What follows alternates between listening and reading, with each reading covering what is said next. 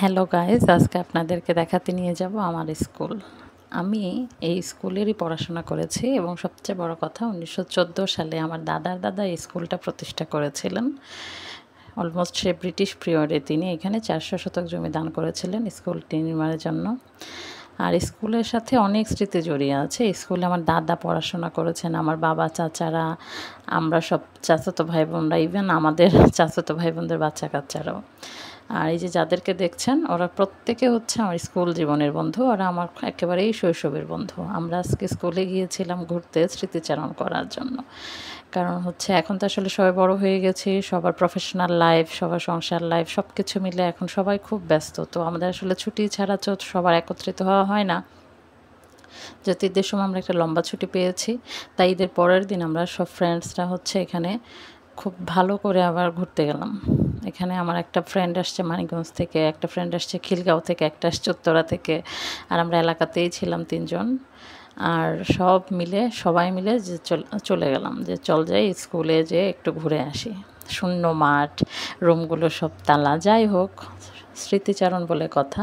তাই স্কুলের মাঠে গিয়েছিলাম এবং পুরোটা স্কুল আবার হেঁটে হেঁটে বেড়ালাম। কত স্মৃতি এখানে জড়িয়ে, এখানে শৈশব কৈশোর কেটেছে, অনেক অনেক স্মৃতি বিজড়িত এই প্রতিষ্ঠান। খুবই আনন্দ লাগছিল, সবাই এত হাসি খুশি। আসলে প্রত্যেকে এখন তো এরপরে কলেজ পার করেছি, ইউনিভার্সিটি পার করেছি, সবাই যার যার জব লাইফ লিড করছি, কিন্তু শৈশবের স্মৃতি মানুষ কখনো ভুলে না। শৈশব কৈশোর মানুষকে সবসময় আঁকড়ে ধরে রাখে এবং এটা রোমন্থন করতেও খুব ভালো লাগে।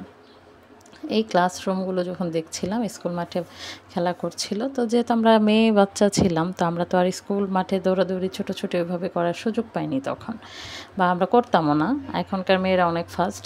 আজ থেকে প্রায় 18-20 বছর আগে মেয়েরা এত ফাস্ট ছিল না, এটা আপনারা জানেন বা বুঝেন। তো এখন সবাই খুব সুন্দর করে এখানে মনের আনন্দে ঘুরে বেড়াচ্ছিলাম, ঘুরে দেখছিলাম স্কুলে সেই চিরচেনা পুকুর পাড়, গাছপালাগুলো, ক্লাসরুমগুলো সবই অনেক কিছু মনে করিয়ে দেয়।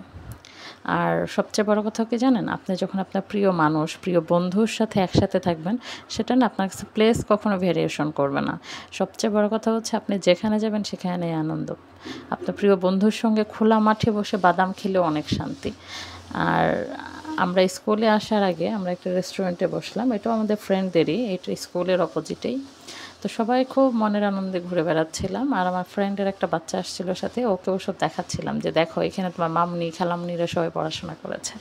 তো ফটো সেশন চলছিল, ভিডিও চলছিল, খুব আনন্দ করলাম সবাই মিলে। সে ছিল এক অদ্ভুত অনুভূতি। আপনারাও যারা আছেন, আপনারা মাঝে অন্তত নিজের প্রিয় বন্ধুর সাথে একসাথে হবেন, এটা না জীবনে অনেক